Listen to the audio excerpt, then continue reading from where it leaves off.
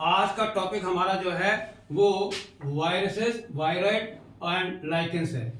जैसा कि आपको पता है किसी भी बायोलॉजिकल क्लासिकल सिस्टम में ये वायरसेस और आपके वायरॉइड और आपके लाइकेन इनका कहीं पर भी कोई मेंशन नहीं है। क्लासिफिकेशन को बनाने के लिए सबसे पहली प्रायोरिटी होती है कि उसके पास सेल स्ट्रक्चर होना चाहिए, और जब सेल स्ट्रक्चर होता है तो उसके कैरेक्टर के आधार पर जो है हम उसको लिविंग में डालते हैं। जबकि वायरसेस में जो है और वायरॉइड और लाइकेन जो है ये क्लासिफिकेशन में जगह क्यों नहीं पा पाते हैं, इसका आपको आज पता लगेगा। देखिए सबसे पहले यार देखिए विटेकर के क्लासिफिकेशन में कौन सी चीजें मेंशन नहीं की गई है, ये आपका क्वेश्चन है नीट का। तो very clearly in Whittaker classification there is no mention of lichen 1, viruses 2, viroid 3 और prion.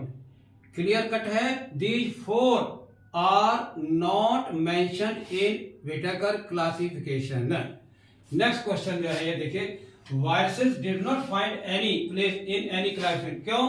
Because they are not considered living. They do not have metabolism. They do not have host machinery. ठीक है, ये देखिए because do not consider truly living. Okay? Virus क्यों नहीं है? इसलिए क्यों? They have no cell structure, उनके पास नहीं है। ये बहुत बड़ी बात है। वायरसेस जो है कैसे ऑर्गेनिज्म है? नॉन सेलुलर ऑर्गेनिज्म है, ये बात ध्यान रखिए। Non cellular, no cell is found. उसके बाद क्या सबसे बड़ी इंपॉर्टेंट इसकी जो है नॉन लिविंग कैरेक्टरिस्टिक, इसकी खास बात ये क्या है कि वो ये है आपके viruses have inert crystalline structure outside the living cell.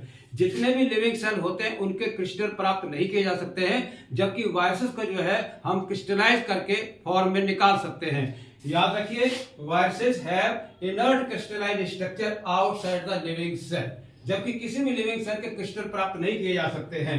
ठीक है, और जब कभी भी ये किसी लिविंग सेल में अटैक करते हैं उसमें एंट्री कर जाएंगे outside their inert, but the movement जैसे ही लिविंग सेल के अंदर जाएंगे तो उसके होस्ट की जो मेटाबॉलिज्म है उसको अपने कंट्रोल में ले लेते हैं। अर्थात वायरसेस अपना एटीपी नहीं बना सकते, बायोकेमिकल रिएक्शन नहीं कर सकते, उसके लिए जरूरी है होस्ट का डीएनए इनके अंडर में आए। इसलिए लास्ट पॉइंट ये है कि once they infect the living cell and take over the machinery of the host cell for their replication.